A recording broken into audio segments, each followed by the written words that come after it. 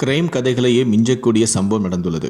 4 ஆண்டுகளில் 21 பேரை கொலை செய்த சாமியாரின் பகீர் பின்னணி குறித்து தான் நம்ம இந்த வீடியோவில் பார்க்க போகிறோம்.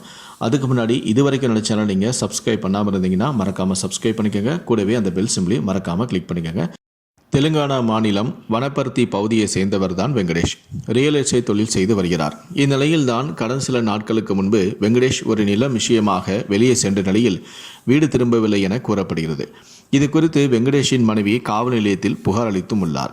இந்த புகாரின் அடிப்படையில் விசாரணை நடத்திய போலீசார் நாகர் கர்னூல் பகுதியை சேர்ந்த ரமணி சத்யநாராயணா என்கிற சத்யம் யாதவை தான் வெங்கடேஷ் கடைசியாக சந்தித்ததாக கிடைத்த தகவலின் அடிப்படையில் விசாரணை மேற்கொண்டும் உள்ளனர்.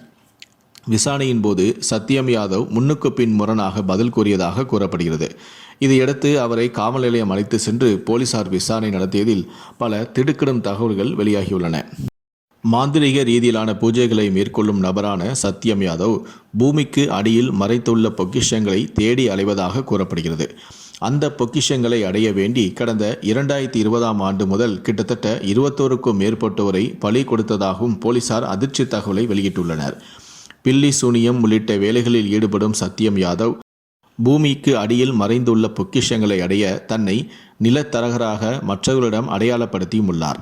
எந்தெந்த நிலங்களில் பொக்கிஷங்கள் மறைந்து இருக்கலாம் என சத்யம் யாதவ் நம்புகிறாரோ அந்த இடங்களை விற்பது போல் பேசி அவர்களை ஊருக்கு ஒதுக்குப்புறமான இடத்திற்கு அழைத்து சென்று பணம் பறிப்பதையும் பில்லி சூனியம் வைப்பதாக பயம்புறுத்தியும் அவர்களை கட்டாயப்படுத்தி விஷம் கலந்த எருமைப்பாலை குடிக்க வைத்து கொலை செய்வதையும் வழக்கமாக கொண்டிருப்பதாக கூறப்படுகிறது.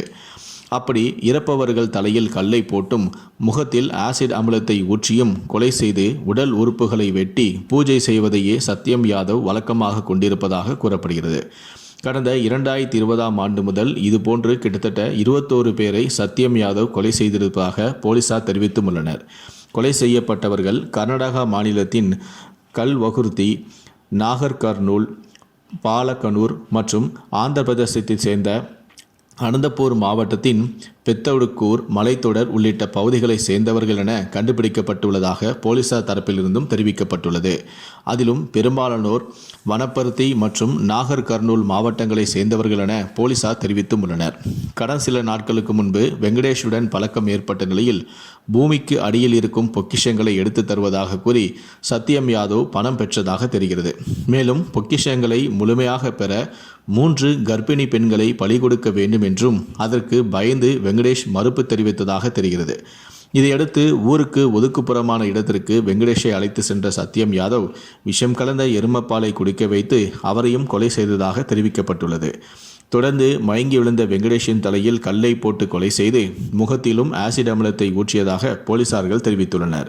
கடந்த 2020 முதல் 21 பேரை தொடர்ந்து கொலை செய்து வந்த சத்யம் யாதவ் வெங்கடேஷ் கொலை வழக்கில்தான் போலீசாரிடமே சிக்கியுள்ளார். இந்த சம்பவம் தொடர்பாக சத்யம் யாதவிடம் தொடர்ந்து தற்போது தீவிரமான விசாரணை நடத்தி வருவதாகவும் நீதிமன்ற அனுமதிக்கு பின்னர் பல்வேறு வழக்குகள் குறித்து விசாரணை நடத்தப்படும் எனவும் போலீசார் தரப்பிலிருந்து தெரிவிக்கப்பட்டுள்ளது. இந்த சம்பவமானது கர்நாடக மாநிலத்திலேயே பெரும் அதிர்வலைகளை ஏற்படுத்தியுள்ளது.